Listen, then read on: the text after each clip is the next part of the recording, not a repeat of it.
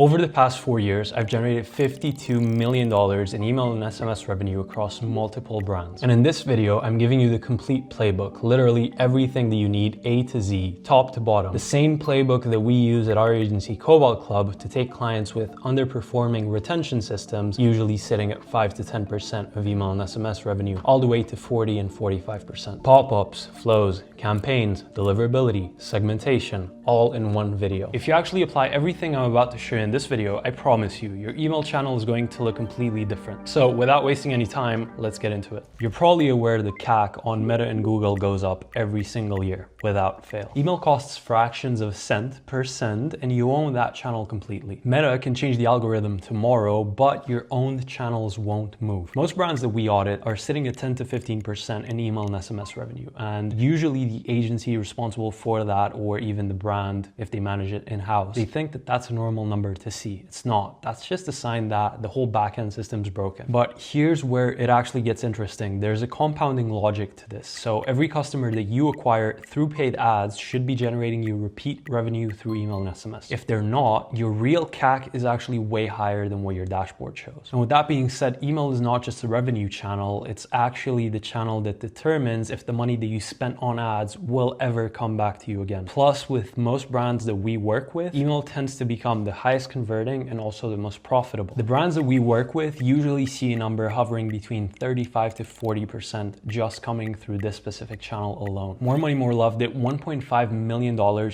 in a single Black Friday just from email and SMS. Vasier doubled their email revenue in 60 days. Hydro UK is hitting 35% of their store revenue through email every single month without fail, making their actual realistic and blended CAC way lower than their competition. And this is what it looks like when that system's built properly, and this is exactly what I'm going to show you in this video. To start everything off, I want to express the importance of a good pop-up, right? So first off, people think that they're annoying, that they're gonna drive customers away. Not if you do it the right way. And this is something that it's almost a myth that we've broken up maybe 50 times now on every single client. And what I want to showcase here is that your pop-up is the single most important thing inside of your entire email setup. And if you don't trust me, I'm going to show you an example right here. Everything else is built on top of your pop-up. Right? Think of it. If you don't run a pop-up, you better have alternative methods to get people inside of your list. So if you're running, for example, skincare, supplements, consumables, it's always good to have some sort of quiz funnel if you're opposed to the pop-up. But if you're running any sort of, apparel store, fashion, jewelry, whatever other niche you might think, you need a pop-up just to make sure that every single dollar that you spend to acquisition does not go to waste and that these people become part of your owned list. And here's the math. So a pop-up that converts to 3% versus one that converts to 10% basically means 3 times more people getting into your list over the span of 12 months. And the magic trick about this whole thing is that you don't need additional ad spend to push to it. And that broken down just basically means 3 times more revenue from your welcome flow. And I'm not going to say that this is always the case, but you could expect 2 to 3 times more revenue from your flows simply through the traffic that you're already bringing in, assuming that you have your flow set up. So here's a perfect example of one of our pop-ups. So you can see that this is a jewelry brand. What we did, a few things that most people get wrong. So the X button always defaults top right, but that doesn't even give someone a chance to understand what the offer is about. Now for this brand, we obviously can't really go on free gift or anything like that because we've tested it, and the 10% off will always beat any other offer that they have that's already baked in and built across the years. And as you can see, we're not really asking for their email in the first step. And the way that you can have a low performing pop-up, and yeah, you heard me right, is if you ask for their email in the first step, plus first name, plus date of birth, plus social security number, plus the model of the car that they drive. So if you're going to get all of this zero-party data because you think your segmentation is going to be stronger, wrong. The only thing that we use here is male and female segments, right? And then we also do based on RFM. But this is how we do it. By putting this step first, we actually get a micro commitment. So psychologically from the user. This way we actually manage to see, are they buying as a man or are they buying as a gift to a girlfriend, a wife, a mother, or is it a girl actually buying for herself? And this way, it actually seems like it's, hey, all you have to do is press a button and the discount's going to appear. Wrong, you actually have to give us your email, but the conversion rate doesn't drop, right? Simply because if you ask something that is pretty simple in the first step, and that also means don't include any extra copy, try and sound fancy, just make sure that the offer is visible. And number two, if you're collecting zero-party data, make sure it's relevant to your store. And as you can see, you just go here, there you go, put your email in, then you're gonna press continue. I'm just gonna do some random email, and then they get sent directly to the store and their code's already showing up in the subject line of the email that they just got. So pretty seamless. Great pop-up, doing numbers for us, and I recommend that you take inspiration from this when you build yours. Now let's talk about what's arguably the most important part of your email setup, which are the flows. And most people get this wrong, right? Because I can probably think every single time I've hopped on a call and someone's like, yeah, we got our flows handled. When I log in, that's definitely not the case, right? Most brands have 3 to 4 flows and they stop there. Then they think, that's all you need. Here's the thing, for every single event that you see when you open up your Klaviyo account, there's a flow for that. And if you don't have all of those set up, then you're missing out on quite a lot of revenue. And I know that your time is valuable, so I'm just going to go straight into them. Now, this is something that I recommend everyone to take a look at when it comes to their flows and just generally go off of this structure. However, in the middle of this, I'm also going to show you some examples of the flows that we did and also a complete flow map, because every single ecom brand, they typically need about 8 core flows, which I'm going to outline here. However, for a full setup, I do recommend a minimum of 12. And depending on just how big your brand is, how many more splits inside of the flows you need, separating by purchase history, separating by order history, by items, it gets really deep, right? And there's no such thing as like a perfect flow, because everyone thinks that if they have, you know, a 10% conversion rate on the first abandoned checkout flow, then you're good. Don't change that email. Actually, if you're not doing A/B tests every single month on the main flows that are getting A, the most traffic, or B, the most revenue, then it's just wasted money. And, you know, let's just get straight into it. So flows, obviously, you know that they're behavior triggered, right? So they fire off what a customer does and not specifically a campaign calendar. So if I'm going to go on your website, you know this, I sign up, I get the welcome flow. This should be the strongest one out of them all. And obviously we have these split by, you know, capture, retain, and then cleaning the list. This is how they are mostly split. And the welcome series, usually this is how you need to see them, right? So first one's offer delivery, second brand story, then you can go bestseller, social proof, reviews and testimonials, objection handling / frequently asked questions, and then founder, plain text, last chance. This is a structure that I do recommend to people. However, this document was built quite a while ago, and you know, we've changed our ways. We tend to learn, and the things that we've noticed the most are 70 to 80% of purchases happen on day 0 of signing up. So resend your welcome email on that day. Maybe even follow up with a plain text. Don't be afraid to send 2-3 emails on day 1, simply because that's when, you know, the iron is the hottest, and that's where we need to strike. The way that you want to do this, basically on email 1, you just want to talk about your offer, maybe a bit of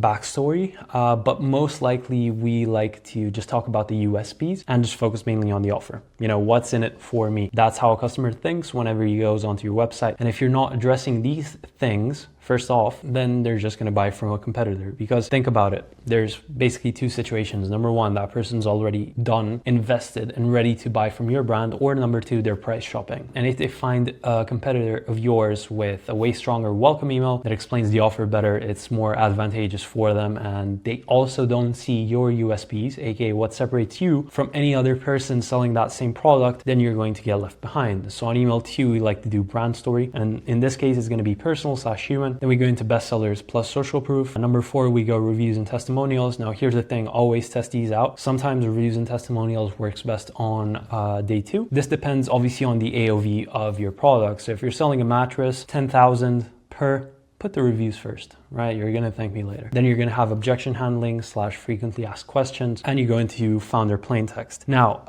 to give you an example on how this looks, I'm just gonna run through a few more flows, and then I'm going to get straight into this part, just showing you examples so you can basically get an idea of how these flows should look. Then you have basically the biggest bad boy of them all, which is the abandoned checkout flow. A lot of people tend to have a very weak abandoned checkout flow, limited to 2 emails. We like to do 5 or 6. 6 because we've noticed anything past email 6 usually has a big drop off. But we've also worked and are working with brands where we have 9 to 10 emails inside of this abandoned checkout flow. And basically the criteria that we have for this is if you're sitting at, 0.1 to 0.2 conversion on that final email, then you're basically ready to expand. The third one is abandoned cart. And this fires when someone adds to cart but doesn't reach checkout. It's a bit lower intent. But what we've noticed is that people who add to cart, so now in 2026, it's not necessarily the most high intent signal that you have, but it's more so people adding to their wish list. Or it's people who are just adding to cart hoping that they're going to get a discount, right? That's also one of the things that can happen. I know that it says 3 emails in here. So number 1, reminder, number 2, objection handle plus incentive, and then the final notice. And you're going to notice that what happens inside of these flows that are, higher intent than basically any other, site abandonment, browse, things like that, is that the first email, if you're going to lead with a discount on that one, you're just giving out margin for free. Basically, you're going to be running a charity for anyone who signs up to email. And that's definitely not the case or the way that it should be. Most people get this wrong. So the first email should always be treated as a reminder. And for abandoned carts, sometimes we even have abandoned cart flows longer than 3 emails. This is just the standard that you should be setting, the minimum. And even though we have, this amount of emails and it is lower intent than the usual, what tends to happen is that it actually has higher conversion than the abandoned checkout as long as it's structured properly, right? Then as you go low, you have browse abandonment.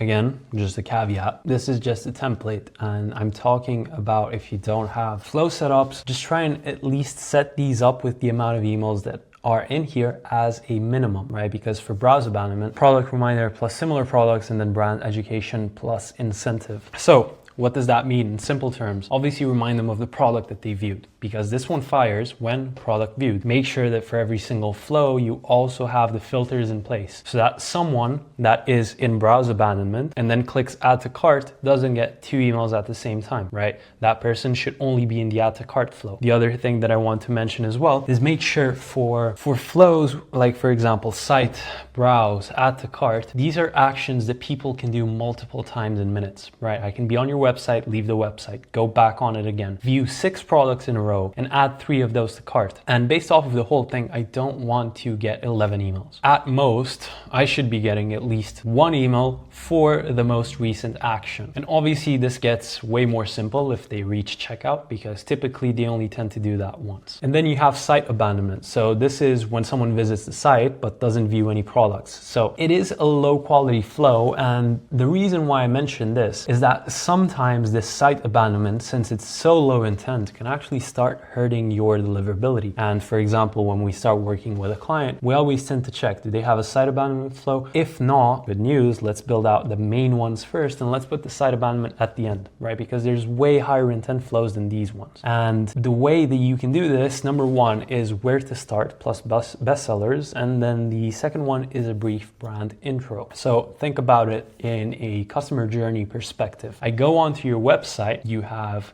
160 SKUs and someone's completely paralyzed. They don't know what to pick. So you're just going to pull out, right? Just pull out, no stress, but just tell them, hey, we have 160 SKUs. Cool. This is the amount of products that we have, but we have 7 different categories. Maybe you can start here. So just show them the categories or show them your best sellers. Just make sure that you give them a hand, right? Because this is your job here, is to guide them into the product that they want, into adding to cart, and then into checkout, and then into a purchase. And it doesn't even end there because after a purchase, great, you've got them. But what was your CAC? Was it like $70, $100? Were you giving your money willingly to Zuckerberg and then you have no way to actually retain those customers? Well, I'm going to show you in 1 second how we can actually tackle all of these. And just as I promised, here's a basically picture perfect image of how your flows should look like. And I know it sounds like, oh my God, there's quite a lot. I know. But this is why we exist and we can help you set everything up. So let me show you. First off, as soon as you subscribe to a list, I'm not going to break this down email by email where you should be sending. I just want to give you a clear picture overview and then show you examples for these specific flows. So you have the welcome flow. You have the site abandonment, viewed collection. Once you're done with that, you also have search product / product search. If you're doing anything above 500K to $1 million a month, you need to check just how many people actually use the search function on your website. And if it's anything, let's say above 1,000, 2,000, it's worth setting up a flow for that. Then you have browse abandonment, goes into added to cart, checkout started, and then it goes into placed order. And a lot of people think, okay, I got them to place that order, job's done. It is not done. It is only halfway done at most. You have post-purchase, you have optional, obviously cross-sell flow, win-back flow, which I'm going to talk about in a bit, loyalty/rewards flow if you're a brand that's already using things like Loyalty Lion, referral candy, you know, share to a friend, give $20, get $20, things like this. You also need to have a retention referral program or loyalty program, whatever you want to call it. And obviously I could go on and on about how long this one can be, because ideally you are going to have another 6 flows just coming off of the retention program. Then you have the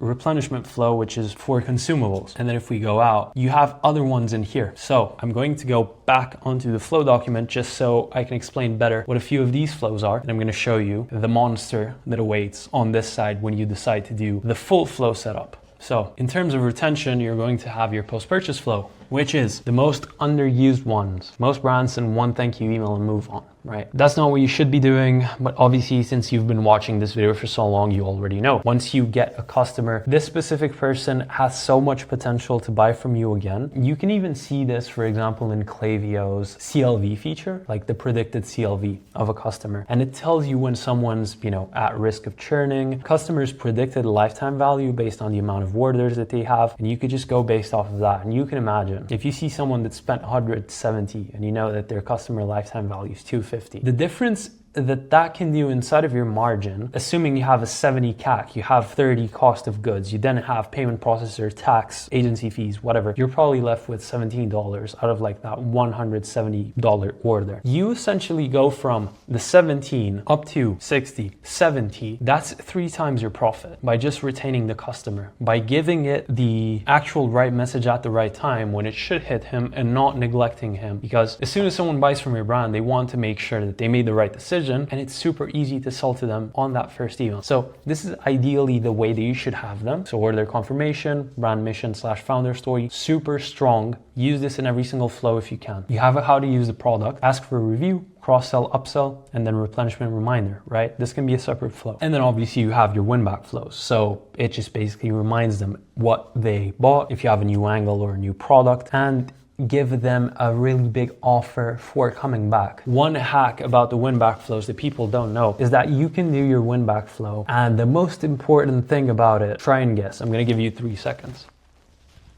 It's the timing when it's sent. Because if you have, let's say, consumables like, I don't know, skincare with a bottle that runs out in 28 days. If your win-back flow is gonna be sent after 90, which is the way that most people do it, you're going to be missing out on quite a lot of revenue in there. But let's go right into the flow map that I showed you. Let's give you a very in-depth walkthrough of these flows, right? So after the purchase, there's also actions that can happen based on this. You have the refunded order. Push them into a feedback flow. Find out what went wrong, right? For example, if you've been building your brand for the past 8 years, you probably already know what the main issues are. But if you're relatively new, this is the best way to gather feedback. You know, did something break? Was shipping too long? You need to find out the real reason. And then from there, you can also do, better products, product iterations, and pocket more money, because every single improvement that you can make on your product, that is going to lower your refund rate. Or maybe you are a store that, is sitting right above that 0.5 to 1% chargeback rate. You need to make sure that this is dialed into. Then for placed order, you can also split it. You have 2 times, 3 times, you have 4 times for the VIPs, which we tend to split based on order count or revenue or their typical AOV, right? So you could just group these guys into one and treat them like the kings that they are, right? They're loyal supporters of your brand. Give them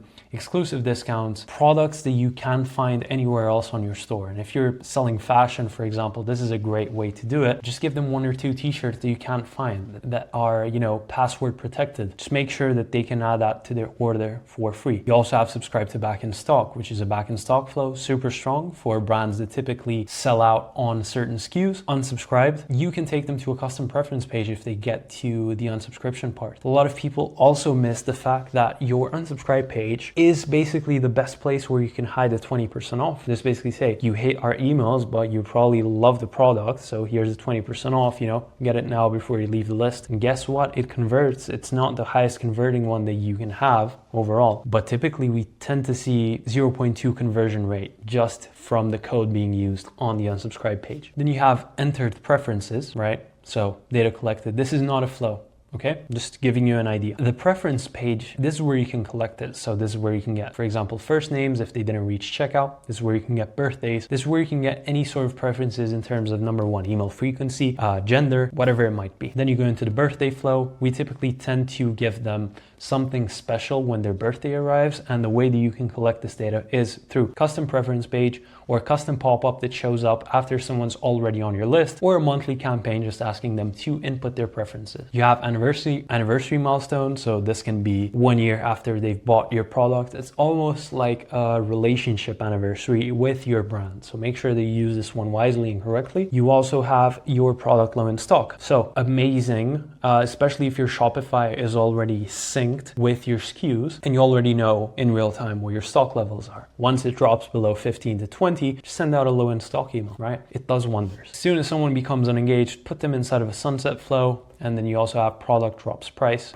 drop flow. And based off of this whole thing in here, you can tell it is pretty lengthy. It is pretty tiresome to do it yourself. And it's also going to be quite a lot of time invested just to make sure that you have the right A/B tests in place, that you're always optimizing for the lowest hanging fruit, and that you're not wasting your time on the little things that might even, for example, trash the performance of your flow. And I've noticed this time and time again. There are some brands where we sometimes separate it by product. We do specific abandoned checkout flows for the hero product, and it ends up converting less than the catch-all flow that we do for them at the start. And at that point, we just tell the client, look, let's go back to the previous one. You're obviously making more money with this one. And from there, we just iterate. It's always a constant learning process. And that's why I said you cannot have the perfect flow. You can always have, a perfect first iteration, and then you go into the second one, always try and make it better, inch closer to the best thing that you can do in terms of flows. And just to give you an example of how these flow emails should look, I have a welcome series, an abandoned checkout, and a post-purchase, just for you to get an idea of how basically everything should be laid out. So you have a welcome series, make sure that the offer is front and center. Make sure that you remind them of their code 3 times inside of this email. A bit of a brand story, right? Just give them a bit of an idea of what you guys do. Number 3, you have the bestsellers. Number 4, this is basically for a first-time buyer, just basically prompting them to know exactly where they need to go. It's almost like a blend of a site abandonment / welcome. Plus code reminder, make sure that the code is visible in every single one. Then you have reviews plus testimonials, community numbers, huge amount of customers that this brand has. So let's make it right and feature it. And then the final 2 emails, just basically telling them your code is basically expiring. And then we have a founder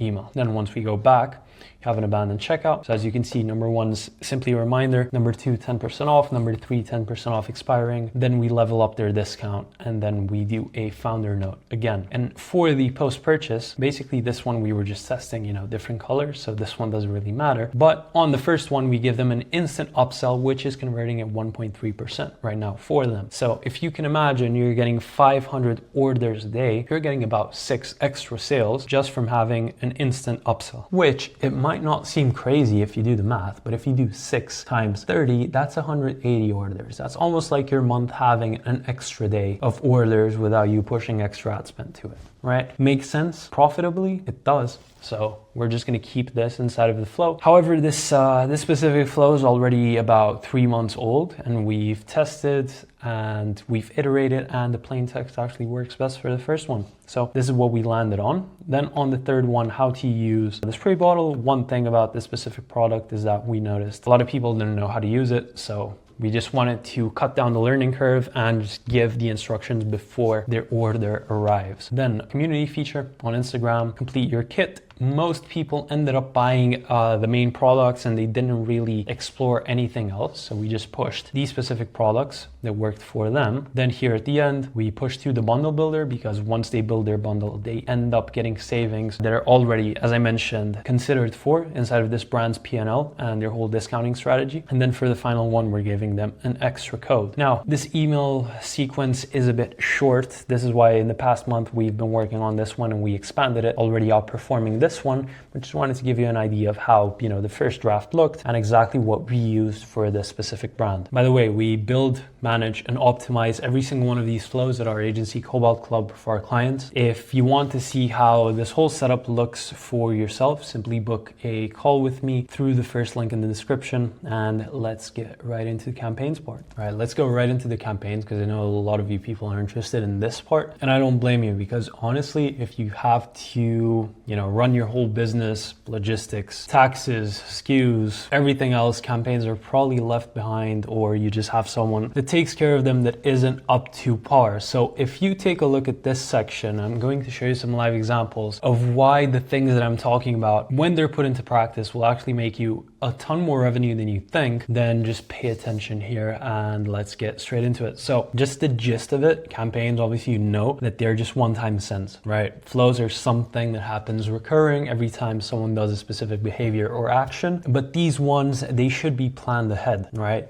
Depending on, number one, what is the specific calendar for your brand? What do you have planned? What do you need to do? The second thing about it is, how does your whole macro calendar work, right? Because when you just plan 1 month, it's almost like you're chasing your own tail. But how does your year work, right? Depending on your niche, what are the 2 main peaks that you have, which is obviously one's going to be Black Friday. When is the second one for you? For most people, it's around Black Friday, start of summer. But ideally, you want to plan this calendar out in a way that you have 4 peaks.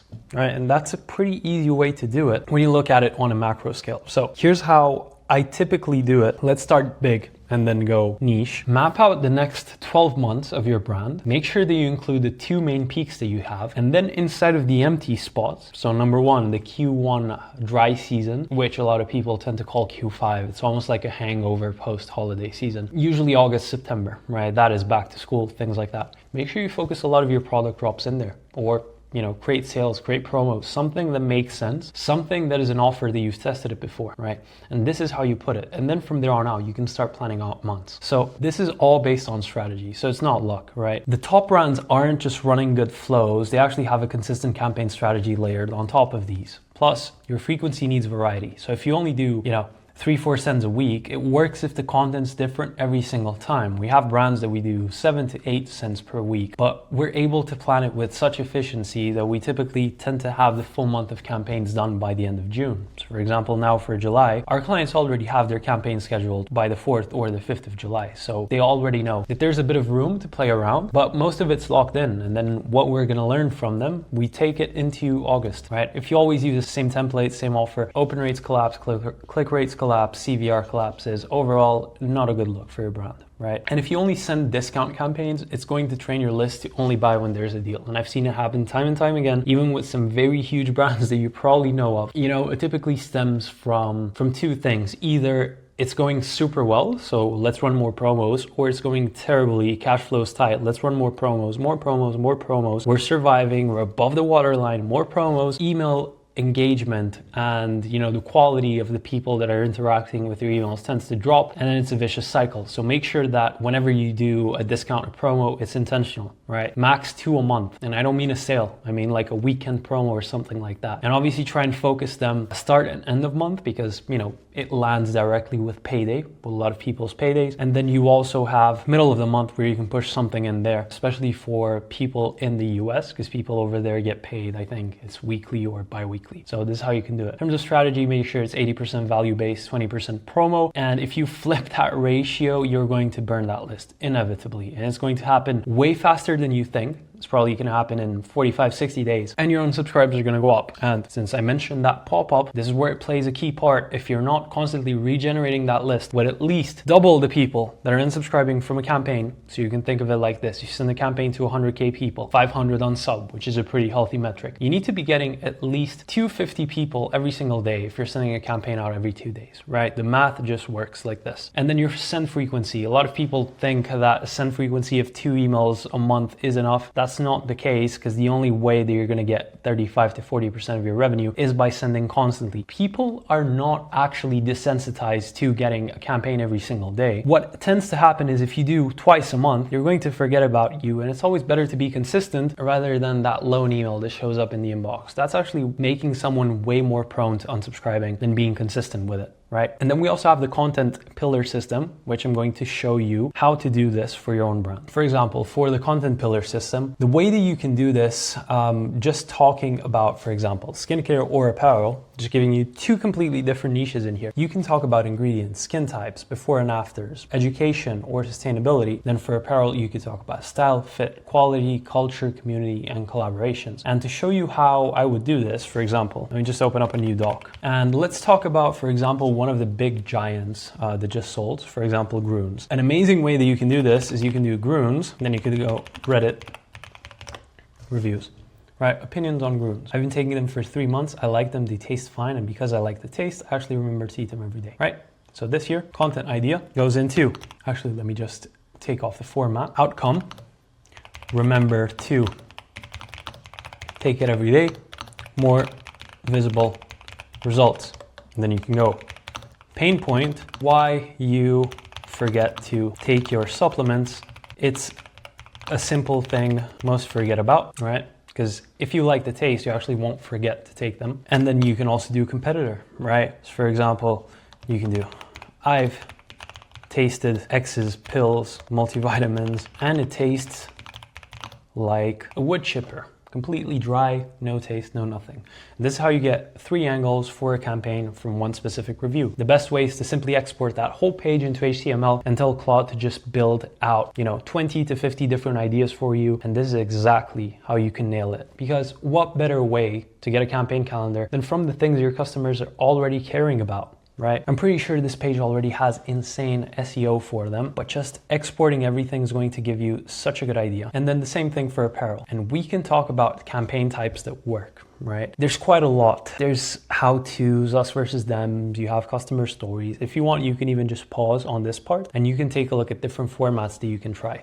And the thing is, sometimes even purposeful mistakes followed by corrections tend to give such high engagement and actually place orders because number one, it doesn't look like an automated email. Number two, you can tell whoever was behind it messed up, which makes it more human, more relatable. Then you can do store credit because a lot of times people tend to give their discounts as a flat discounts. For example, 5 to 10% off. One of the highest converting angles that worked for us was the store credit, right? And just to give you an idea of how this specific one looks, here's a live example of one of the store credit campaigns that we used, right? So the code needs to look unique. It needs to frame it a bit differently than, for example, 10% off. Here we did 967, right? It looks automated. It looks like it's something that they already have in the account and they'd rather not lose it because losing framing is always really good and it's always going to beat a get something now type of framing. It's more like this is what you already have. Don't lose it until tomorrow. Store credit always works. And this one, for example, it did around 2.5K from this specific send, right? So whenever you need a bit of a push, make sure you push a little store credit and it's going to do its magic. Then if we go back onto the execution in terms of the content calendar, what you can do for it is you need to plan 2 to 4 weeks ahead. We tend to do 1 month or even 2 months ahead for certain clients, the ones that we have a bit more in terms of daily frequency, and just plan the window, slot very important dates, right? So sales, launches, and holidays. And then the filler, just make sure it's pillar-based campaigns, right?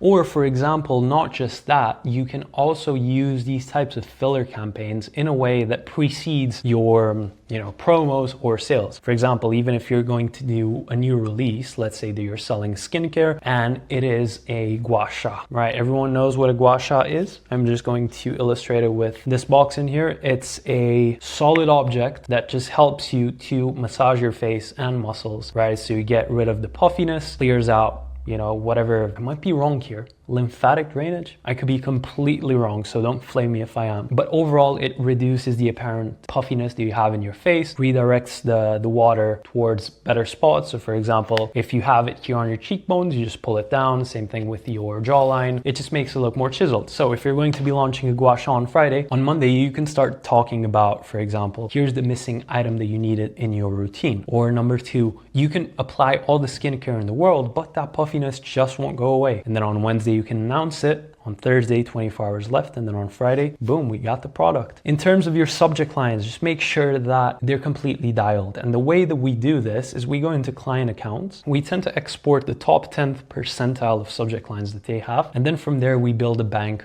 of number one, structure, number two, language to use in terms of these subject lines and different tests. There's not a single email that we send that doesn't have a subject line test or a flow that we set up, right? Because if you don't have these up, it's not going to be the biggest lever that you can pull inside of your email system, right? Sometimes it can just be a 1 to 2% increase, but it tends to have a waterfall effect on your click rates and then also your placed order. Also make sure that there's something that is the curiosity gap from your subject line onto the email content, and make sure that always fits, because you don't want to make sure that you get a subject line with really high open rates and then the email content is completely different to that, because then your CVR is the one that's going to suffer, right? Think about it this way. If you get 50% open rate times 1% click rate, your CVR is going to be healthy. But if you have 60% open rate and 0.3% click rate, it's actually going to be 3 times less in terms of conversion than the previous email, right? It just makes sense. And then for the plain text emails, these are basically the hidden gold that people tend to not use, especially if someone considers themselves a luxury brand. Trust me, there's so many luxury brands that we've signed, right? So brands that have AOVs of 300, 500 in terms of apparel or jewelry that didn't want to do plain text. But as soon as we show them a proposed way of doing it with the branding that they want, with the tone of voice that they want, these are always the highest performing emails inside of their accounts. So this looks like a message from a real person and it cuts through an inbox full of graphic emails. The way that you can actually do these, sometimes if the client likes to be hands-on, sometimes he can write 1 or 2 a month, but we typically just get their voice already from the brand, send them the final draft, and then from there it's more like, hey,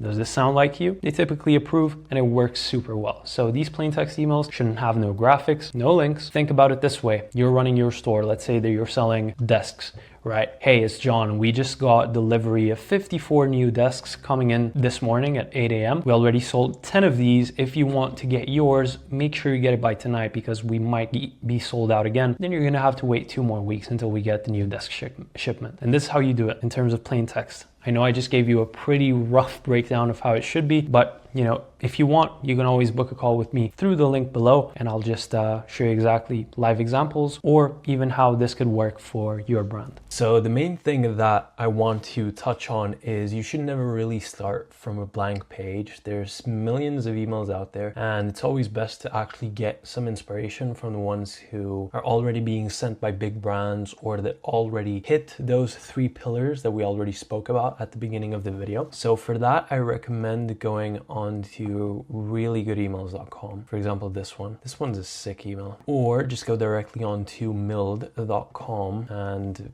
you know, just so you get an idea, this one here. This is almost a perfect email, right? It's missing another CTA here in the middle, but there's so much inspiration that you can get. For example, even this one here with the waxed canvas cap, right? So the hero section could be a bit better, but it has a good CTA up here. Text, call outs, another CTA, related products, love by. So this is kind of like social proof footer. And then you have call text, email, lifelong guarantee. It basically has all of the elements that would make this email high converting. So you could just take a look at what these top brands are doing structurally, you know, where they have their CTAs, how long it is, you know, how much text a block like this actually has. Obviously you can put as much as you want or as little as you want, as long as it is visually cohesive across your email. And with these two in mind, let's just start making this email. So I'm going to use this one that I made yesterday. Funny story. I recorded this video for about 45 minutes and then I saw that it didn't hit record. That was not my proudest moment, but here we are again.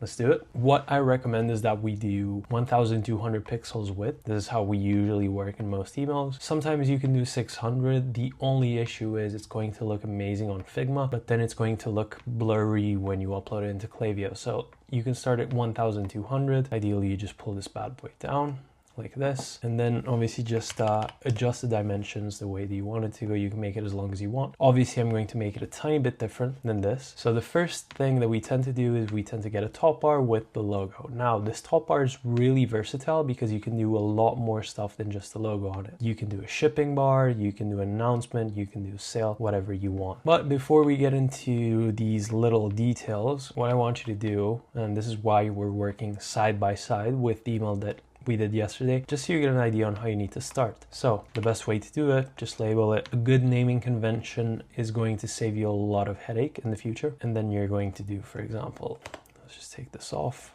I don't need it. Do this.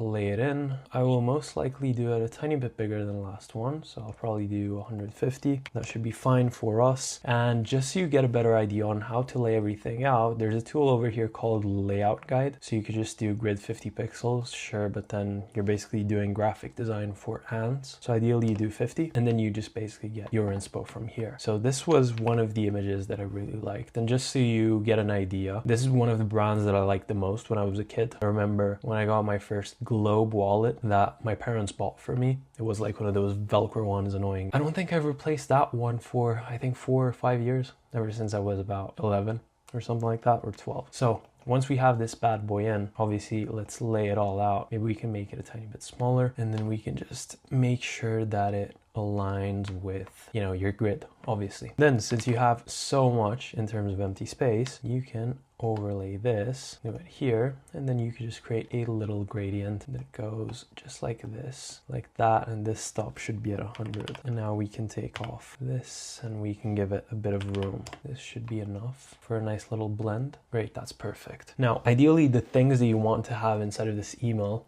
should be your hero image, your offer, compelling CTA, blocks of copy, any other sections that you might find beneficial, and then product sections, footer, whatever you want. Ideally, if you're just getting started, the best thing is just go and try and do an outline for how you think the email should look visually, right?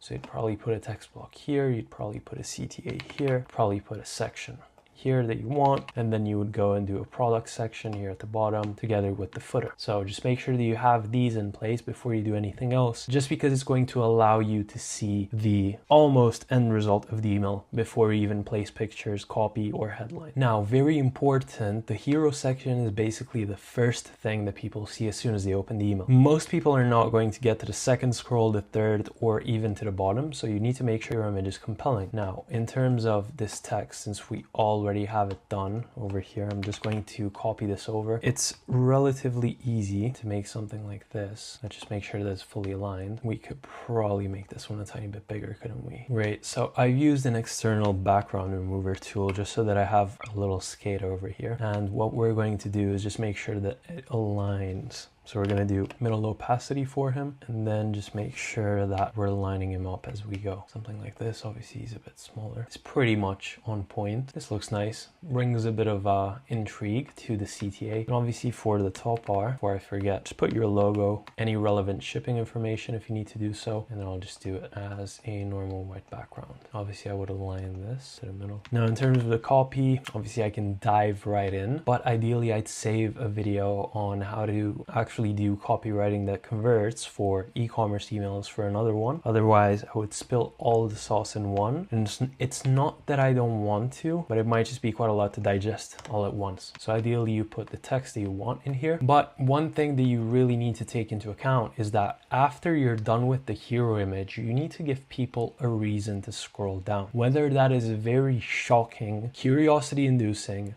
line of copy, a headline, or some bits of design like this. Because for example, I can't really go all edgy with a brand like this, especially Globe, since it's recognized. Obviously, skaters love to be the rebels. But that's why we're keeping this copy short, just so that there's an easier transition visually onto this section. I'm going to show you exactly how to make this. And one thing that a lot of people tend to get wrong, they tend to put new in, sale, men, women, support.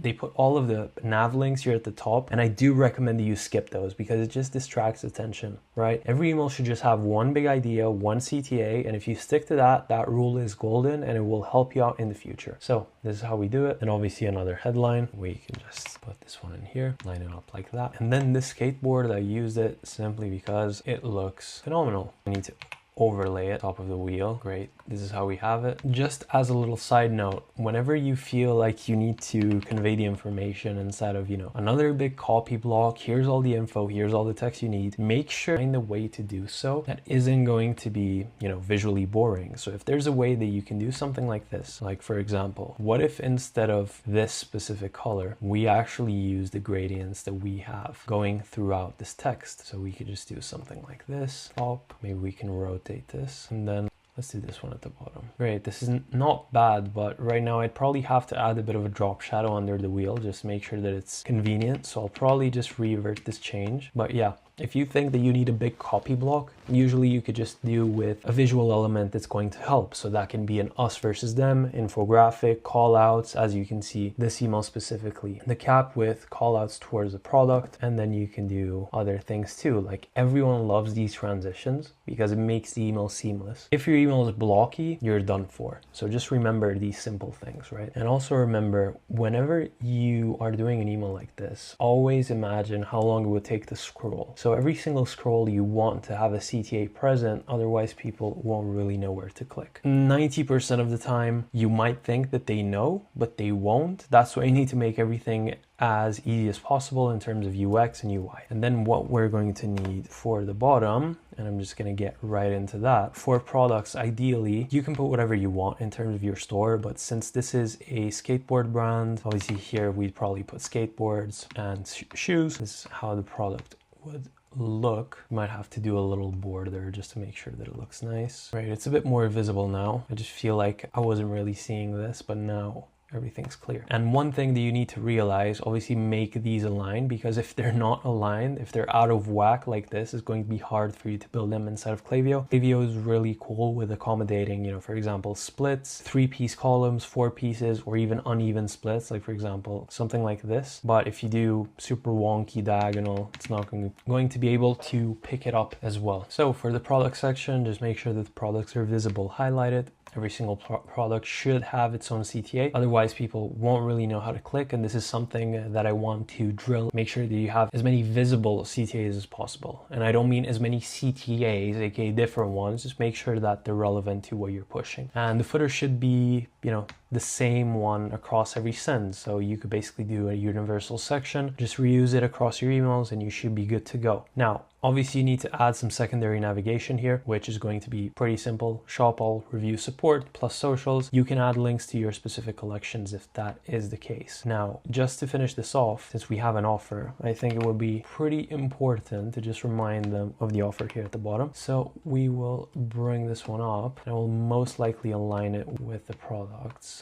instead of the product blocks or something like this. Great, that's perfect. And then you put the footer and you should be good to go. Now what we have to do is take off the layout guide just so we can see how we did on this email. It's pretty nice. This is a footer that we reused from another brand. The concept is the same across all of them, right? And I can show you a few more here. Secondary navigation plus USPs. Same thing here. Same thing here. We don't need USPs on this one. Every brand prefers something different. And then over time with testing, you end up getting to the variation that performs the best. So once you have this here, you will just lock this email, start slicing it by section, right? So you're going to do a slice for the top bar, you're going to do a slice for the hero. Obviously just make sure it's aligned. We will most likely do a slice for this. For the products, this one is easy. You're just going to get it to 600 and then you're going to clone this one, do it like this. Make sure nothing's out of bounds. Very perfect. Take off this slice, pull it down here, and then we should be good to go. And then for the text blocks, depending on your deliverability,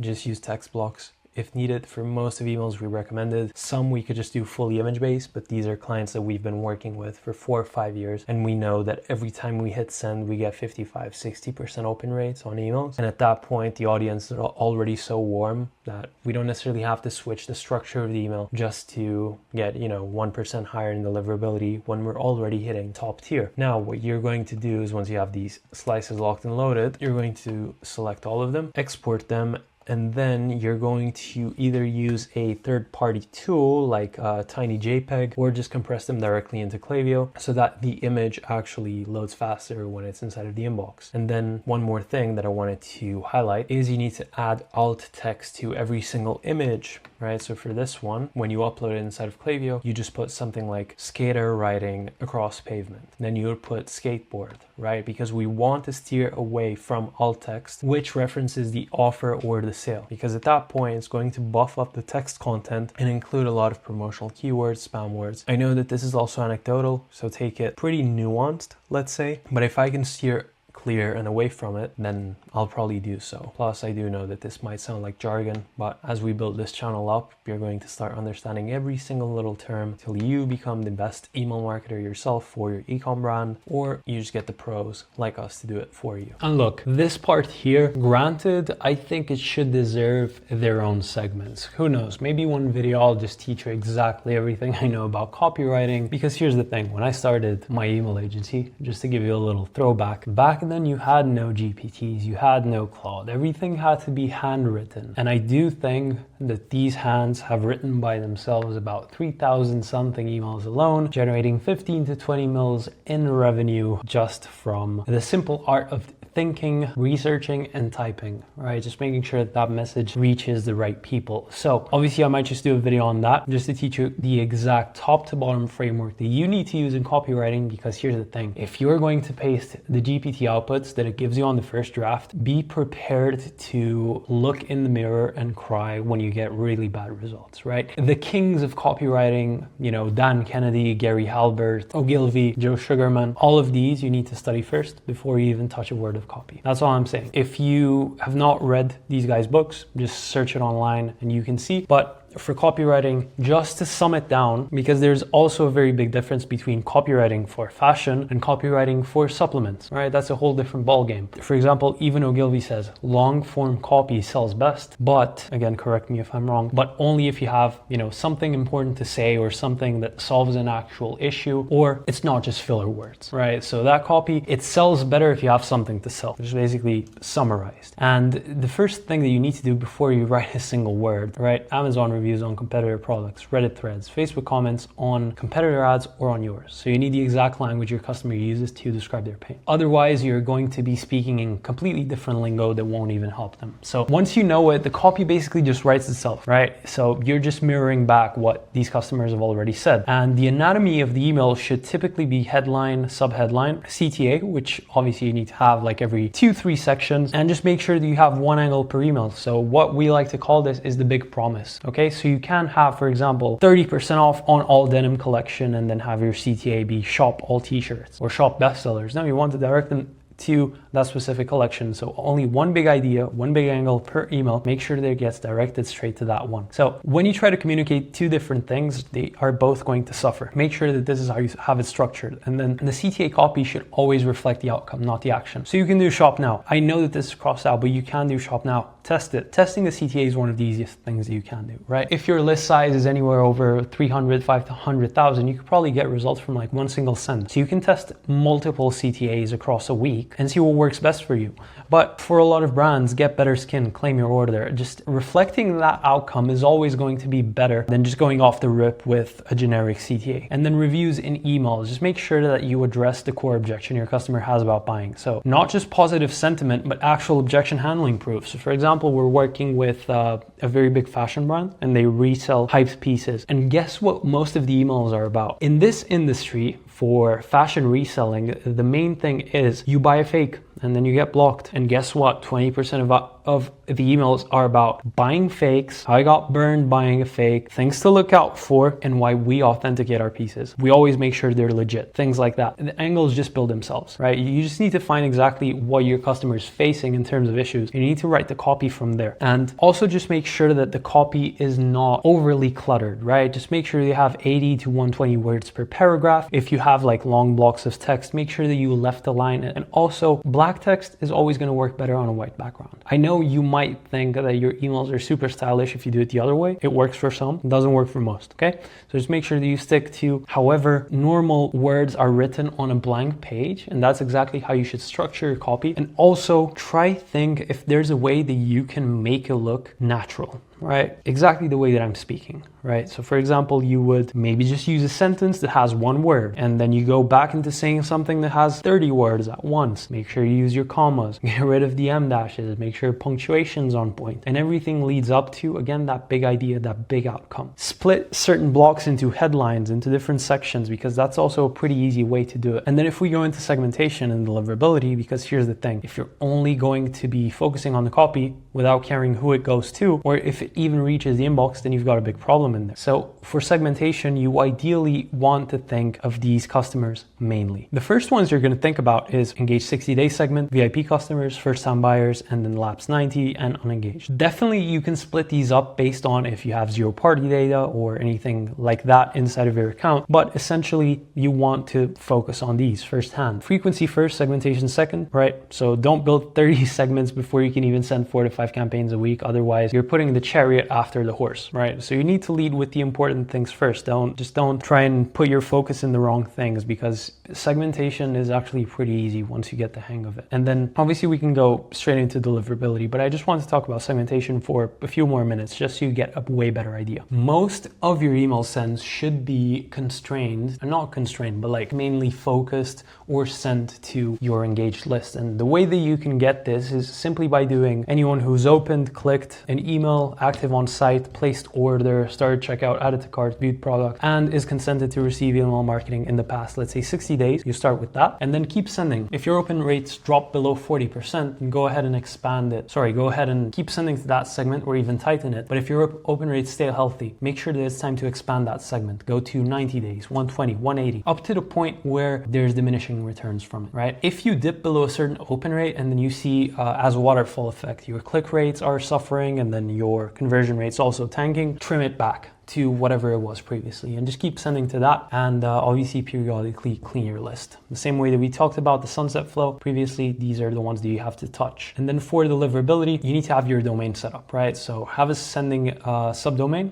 So you can do this in Klaviyo settings domains, but you've probably already done this because every single brand is going to have a big yellow bar at the top that says your emails are not going to be delivered if you don't have this set up. So obviously it's almost like a big warning sign to get this sorted. Then you have your DMARC record, which you have to put in. The P value should be none for most cases. And then you can verify these inside of Klaviyo and then warm it up slowly. You can put a bit more than 1,000 contacts every single send. Trust me, you can try 5,000, 10,000. For most brands that we audit, they have a list anywhere from like 50K up to like 200, 250, or even 1 million. So obviously if you have 1 million and you've just switched email providers or you're having some deliverability issues, warm-up's going to take a bit of time, but don't be scared to throw in 5,000 to 10,000 contacts at once, right? And then if your open rate is consistently below 20%, it's a deliverability signal. Right? So that means if it's always below 20, in my opinion, even below 30, it means you need a major cleanup on your account. And then for SMS, this is the highest open rate channel in marketing, even though you can't actually track it because apparently it invades privacy laws. What you need to focus on SMS is don't treat it like email. Don't send one SMS a day, or otherwise you're going to get fined, especially if you send these SMSs during quiet hours. So that means anywhere from, I think it's 8 a.m. to 9 p.m. If you send them outside of these hours, you can actually get sued for it. Maybe like 15 to 20K to settle it, or even more if it becomes a class action. So just make sure that you do it the right way. Don't do more than 2 to 4 sends a month. It's actually a privilege that people gave you their number. So just hold it for new arrivals, hold it for restocks, hold it for the beginning and ending of a sale, and just make sure that it's used for the highest key moments inside of your entire content calendar. Make sure that you always get explicit SMS consent, right? Separately from email. It's actually a legal requirement and not optional. And for the copy, just make sure it's 1 sentence, 1 link done, because this is not the place for long copy. What's happening here is if you use long copy, you end up having more than 160 characters, and sometimes you do see, again, diminishing returns coming from this. So anything above 160, that ends up turning into 2 SMSs at once, right?